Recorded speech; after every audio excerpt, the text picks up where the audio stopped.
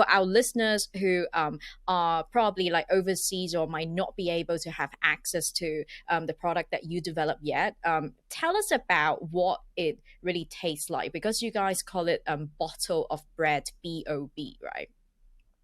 So, Bottle of Bread is actually a special brand extension. That is our collaboration with Maxims. All of our other beers are called Breer, and then they just have different styles. But to answer your question, put simply, Breer is the amalgamation of the two words bread and beer. And literally, what we do is we collect bread that would otherwise go to waste and use that to brew beer. So we've done everything from a white bread pale ale, which is probably the closest replica to any of your standard beers, to a Polo Bao IPA, how could we not, to a hibiscus sour, to the bottle of bread range, which is called Bob, and again, in conjunction with the Maxims Group, available in all of their restaurants. So we have two there. We've got a white bread pale ale, very similar to our own pale ale, and a very unique coffee stout. So for those people who love their kappas every morning, that's the perfect drink all day beverage that you can, without any judgment, have at any time of the day. You did mention like pineapple bun beer, is that right? Like I'm so curious about what it tastes like. Does it really taste like pineapple bun, which is a popular Hong Kong snack? To be honest, I don't think so. It Mm. doesn't taste like bolo bao, but it's everything a bolo bao is. So we literally used pineapple buns, which, fun fact, hopefully everyone knows this, but pineapple buns don't actually have pineapple. They're called that because the little topping on the top looks like the pineapple crisscross. And so we added fresh pineapple to the beer so that we're not misleading anybody. And it just tastes like a really nice, refreshing, light beer. You definitely taste the hint of pineapple and you smell the vanilla. That's a very base tone in the pineapple bun, but it's not like eating a pineapple bun. The ideal way to do it is eat the pineapple bun and then drink the pineapple bun beer. But don't replace one or the other with either or. I was about to ask if it goes well with the actual pineapple bun. It really is. It does. A launch event at Craftisimo, and that's exactly what we did. The first 20 people that came got a fresh pineapple bun and the pineapple bun IPA. And according to them, they 100% recommend.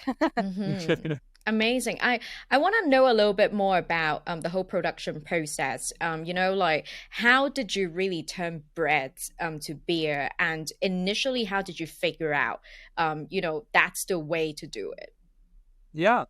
So I can definitely take that because I was a business student, Anushka was an engineering student, and we had no idea about, how beer could potentially have been made. Like both of us were 20-year-olds. Like I was actually a year younger and we were just trying to figure out how and what we can actually do with the recipe.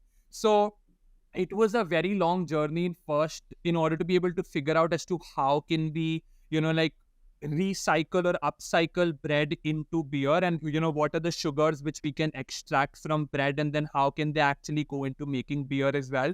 And like an honest confession from both me and Nishka is that we actually started learning brewing through YouTube because it was during COVID, and both of us are confined in different countries, and we were like, okay, might as well build up some knowledge about how we can make beer, right? So then we actually started learning brewing through YouTube, and then we came back to Hong Kong in order to be able to be those beer conversationalists. Like we can have conversations with expert brewers about how we want to make our beer.